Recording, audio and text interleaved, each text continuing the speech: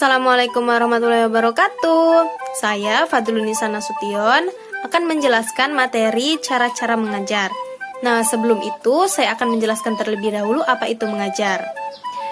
Mengajar adalah salah satu tugas utama seorang guru, sebagaimana disebutkan di dalam Undang-Undang Nomor 14 Tahun 2005 tentang guru dan dosen.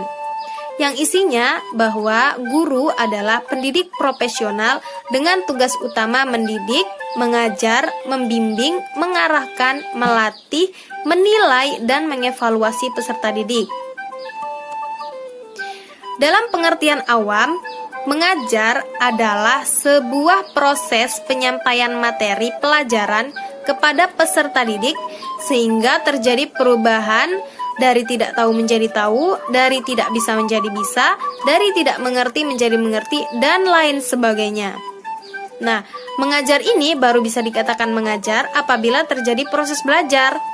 Ada beberapa ciri di dalam belajar itu, yaitu adanya perubahan sikap dan tingkah laku, pengetahuan, serta keterampilan dari peserta didik. Tentu saja perubahan-perubahan tersebut tidak terjadi secara instan dan dalam waktu sesaat. Perlu yang namanya proses belajar.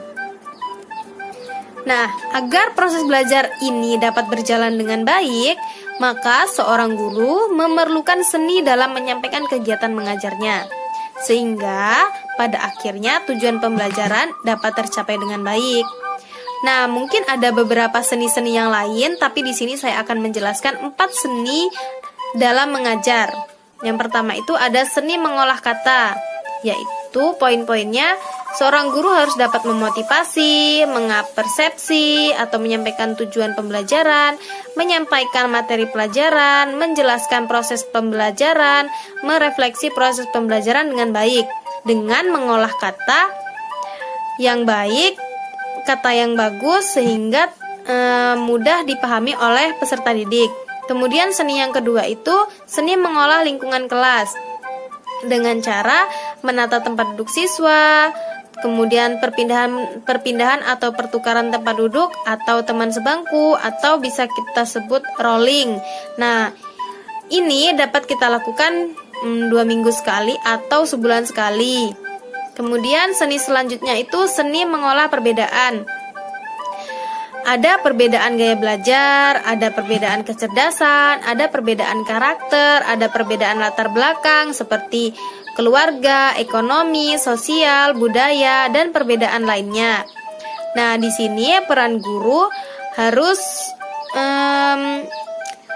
seimbang atau tidak memihak.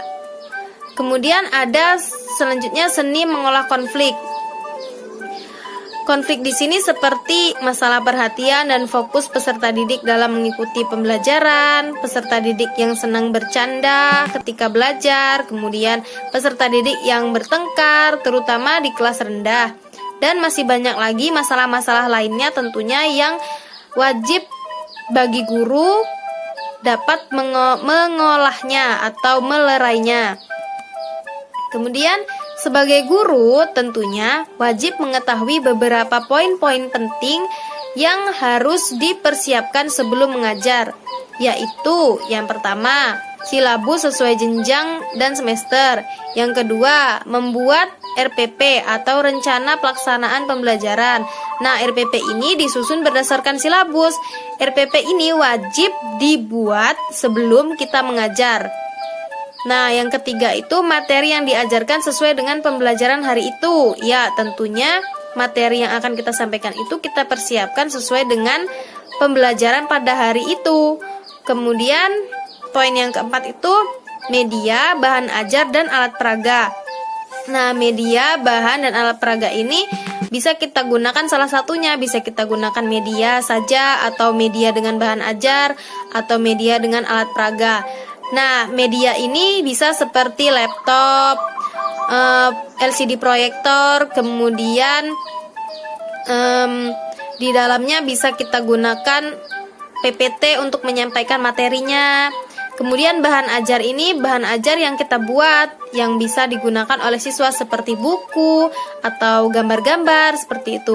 Nah, alat peraga ini alat yang digunakan untuk praktek, seperti misalnya kita ingin melakukan percobaan pada materi IPA gaya magnet misalnya. Nah, kita suruh siswanya membawa magnet atau kita yang membawa magnet seperti itu untuk lebih memperjelas materi yang akan kita sampaikan. Kemudian poin selanjutnya itu ada tugas dan evaluasi. Nah, tugas dan evaluasinya ini berguna untuk menilai apakah siswa tersebut sudah mengerti dengan materi yang kita sampaikan atau belum. Nah, di dalam kegiatan pembelajaran terdapat 3 bagian kegiatan. Kegiatan yang pertama itu kegiatan pendahuluan. Ada beberapa poin di dalam kegiatan pendahuluan ini. Yang pertama, membuka dengan salam, kemudian berdoa, terus presensi siswa atau absensi siswa, kemudian meresum materi yang disampaikan pada pertemuan sebelumnya, dan melakukan apersepsi. Nah, apersepsi ini wajib ya bagi setiap guru, karena untuk memberikan stimulus kepada siswa sebelum menyampaikan materi pelajaran dan menarik minat siswa agar benar-benar mengikuti pembelajaran pada hari itu.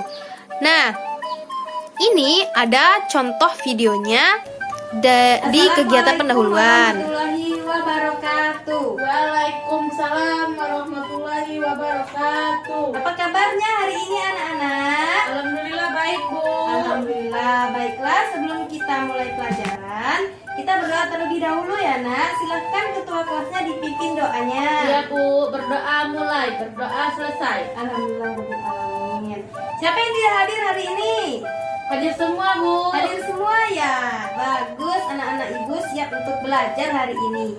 Oke, sebelum memulai pelajaran, Ibu mau anak-anak periksa di bawah mejanya apakah ada sampah. Tidak ada, Bu. Kemudian rapikan meja dan kursinya dan keluarkan segala alat tulis untuk belajar hari ini. Sudah, Bu. Oke, kita mulai ya. Coba anak-anak amati gambar di depan. Coba, gambar tersebut menceritakan apa, Nak? Tentang manusia dan tumbuhan sedang berada di bawah matahari, Bu. Iya, benar, pintar sekali. Kemudian, peristiwa apa yang terjadi pada gambar? Ayah berolahraga. Ya, kemudian. Menjemur baju. Ya, kemudian. Adik bayi berjemur. Iya, apalagi? Pohon mengeluarkan oksigen, Bu. Iya, benar sekali. Nah, gambar tersebut mewakili pembelajaran kita pada hari ini. Hari ini kita telah memasuki tema baru, yaitu tema 2, selalu berhemat energi, dan subtema 1, sumber energi. Tentunya pembelajaran pertama ya, Nak ya. Nah, manfaat pembelajaran kita hari ini yaitu supaya anak-anak dapat mengetahui apa saja manfaat sumber energi matahari dalam kehidupan sehari-hari, dan anak-anak juga dapat menyajikan laporan dari hasil pengamatan, yaitu pengamatan sumber energi matahari tentunya dalam kehidupan sehari-hari dalam bentuk peta pikiran nanti, Nak. Yang kedua, ada kegiatan inti. Ada beberapa poin di dalam kegiatan inti itu. Yang pertama, menyampaikan materi pelajaran dengan beberapa metode. Yang kedua, mencatat materi di papan tulis. Yang ketiga, memberikan tugas kepada siswa untuk melakukan praktek. Yang keempat, memberikan kesempatan kepada siswa untuk bertanya. Dan yang kelima, menjawab pertanyaan siswa. Nah, ini ada contoh videonya pada kegiatan inti, bisa dilihat. Nah, amati gambar di depan. Coba sekarang Ibu mau tanya, bagaimana jika matahari menerangi bumi? Panas, Bu, ada cahaya. Ya, matahari menerangi bumi, menghasilkan cahaya dan panas. Gambar ini merupakan salah satu contoh manfaat energi matahari. Nah, coba kita lanjutkan. Nah, ini. Coba dari pertanyaan tadi, ada yang ingin ditanyakan? Saya, Bu. Tanya apa lagi? Bu, energi matahari jika digunakan terus-menerus akan habis atau tidak ya, Bu? Coba anak-anak Ibu, ada yang tahu nggak? Saya, Bu, tahu. Ya, coba apa, Cina? Tidak akan pernah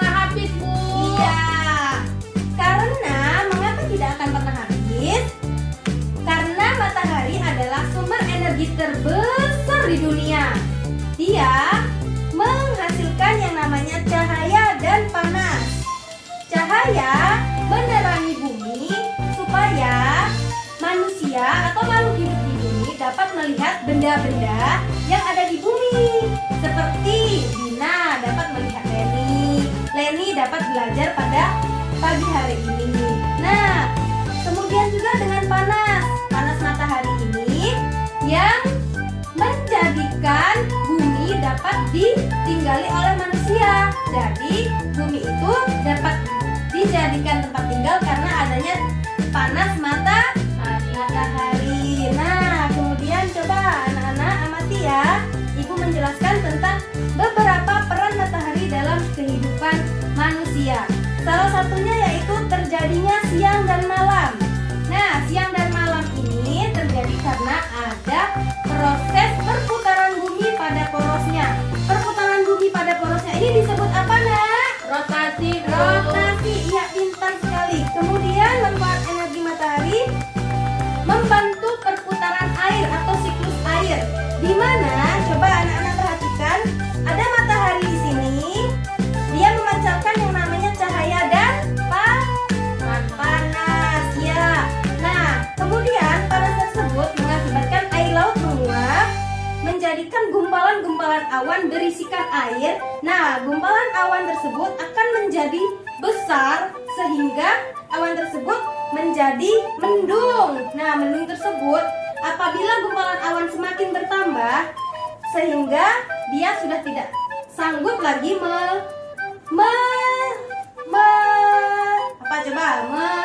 menahan air agar tidak jatuh ke bumi. Nah, itulah kalau jatuh itu terjadinya hujan. Ya, benar sekali. Nah, hujan tersebut akan diserap oleh tanah di bumi oleh tumbuh-tumbuhan. Nah, penyerapan air tersebut akan bermuara menuju ke laut. Ya, benar. Nah, selanjutnya ada yang namanya proses fotosintesis. Proses fotosintesis ini sangat memerlukan yang namanya cahaya matahari. Karena cahaya matahari ini membantu proses yang namanya fotosintesis. Fotosintesis tersebut akan menghasilkan yang namanya cadangan makanan bagi tumbuhan. Nah, proses fotosintesis ini diawali dari yang namanya air diserap oleh akar. Akar membawa air melalui batang hingga ke daun. Nah, pada daun akan memproses yang namanya zat-zat yang diserap oleh akar dibantu oleh cahaya matahari. Kemudian diedarkan kembali kepada tumbuhan, jadilah yang namanya buah dan dikeluarkan berupa oksigen untuk kita bernafas. Nah, benar sekali. Nah, kemudian ada yang namanya sinar matahari mengubah menjadi listrik. Ya, itu diserap oleh yang namanya panel surya. Panel surya beserta dengan peralatan-peralatannya mengubah energi cahaya matahari menjadi yang namanya energi listrik. Nah, selanjutnya ada, ini kita kan setiap hari Sabtu kita melaksanakan yang namanya senam pagi tersebut. Kita akan mendapatkan cahaya matahari. Cahaya matahari tersebut akan membantu yang namanya pertumbuhan tulang pada tubuh. Nah, pada tubuh anak-anak, orang dewasa. Nah, itu dinamakan proses terjadinya vitamin D. Jadi pada pagi hari kita wajib berjemur untuk mendapatkan energi vitamin D. Ya. Selanjutnya terdapat pada proses pembuatan garam. Nah, pembuatan garam ini disebabkan karena air laut menguap. Nah, tadi air laut menguap itu disebabkan karena panas matahari. Oke, sampai sini ada yang ingin ditanyakan, Nak? Tidak, Bu. Tidak, sudah paham? Paham. Oke, Ibu akan membagi anak-anak menjadi 5 kelompok, di mana di masing-masing kelompok tersebut terdiri dari 2 orang. Nah, Ibu bagikan lembar kerjanya ya. Ya, oke. Nah, coba lihat. Di sana terdapat yang namanya kelompok nama. Kelompok ini ditulis anak-anak kelompok berapa, kemudian nama anggotanya siapa. Nah, tujuan dari lembar kerja ini adalah untuk dapat menyajikan hasil laporan pengamatan tentang perubahan bentuk energi matahari matahari dalam kehidupan secara sistematis. Nah, anak-anak baca dulu langkah-langkahnya apa, kemudian kerjakan dalam peta pikiran tersebut. Mengerti, Nak? Nanti Bu. Oke. Kerjakan ya. Ya Bu. Gimana? Ada yang sudah? Sudah Bu. Sudah. Silakan kelompok Leni membacakan hasil diskusinya.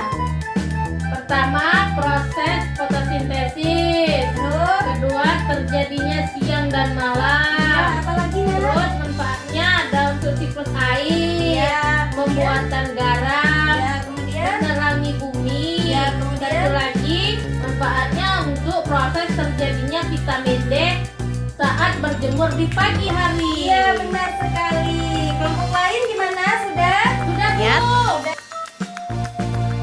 Oke, kegiatan selanjutnya itu yang terakhir, kegiatan penutup. Nah, dalam kegiatan penutup ini terdiri dari poin pertama, mengevaluasi materi yang telah disampaikan. Nah, ini bisa dalam bentuk soal, yaitu soal esai ataupun soal pilihan ganda, tergantung gurunya ya, maunya seperti apa. Kemudian poin yang kedua itu memberikan kesimpulan dari materi yang disampaikan. Nah, kesimpulan ini bisa dari siswanya ataupun dari gurunya. Tapi lebih baik dari keduanya, dari siswanya dulu, kemudian guru memperjelas kesimpulan dari pembelajaran hari ini.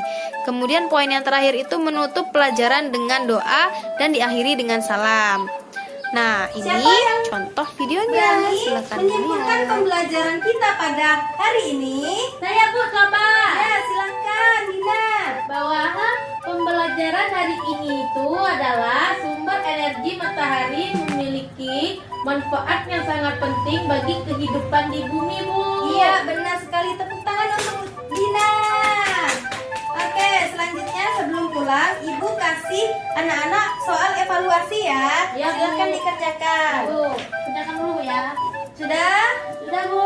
Sudah, oke. Soal evaluasi kita bahas besok ya, Nak ya, karena waktu sudah tidak mencukupi lagi. Kita bahas soalnya besok. Oke, pembelajaran hari ini Ibu ucapkan lafaz hamdalah. Alhamdulillahirabbil alamin. Ibu pimpin doanya ketua kelas. Berdoa mulai. Berdoa selesai. Ibu akhiri, wabillahi taufiq wal hidayah. Wassalamualaikum warahmatullahi wabarakatuh. Waalaikumsalam warahmatullahi wabarakatuh. Oke, itulah tadi video cara-cara mengajar dari aku.